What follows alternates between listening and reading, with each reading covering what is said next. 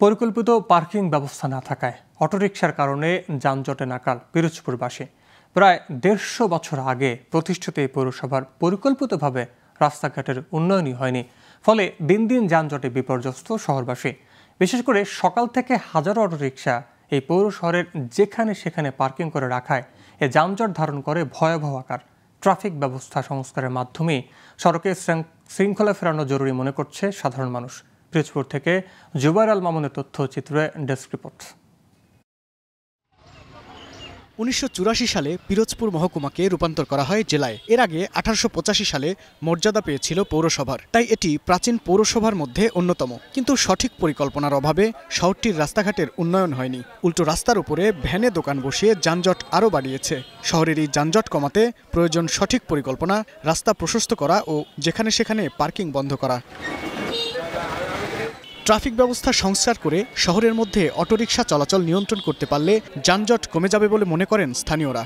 গাড়ির সংখ্যা এত বেড়ে গেছে, আপনার রিক্সা তারপরে অটো এতটাই বেড়ে গেছে, যার কারণে আমাদের আসলে ব্যবসা বাণিজ্য তারপরে আপনার খুব কষ্টকর হয়ে যায়। বাইরের এবং স্থানীয় দুই জায়গার অটোগুলো আসছে এখানে একটা যানজট সৃষ্টি করে।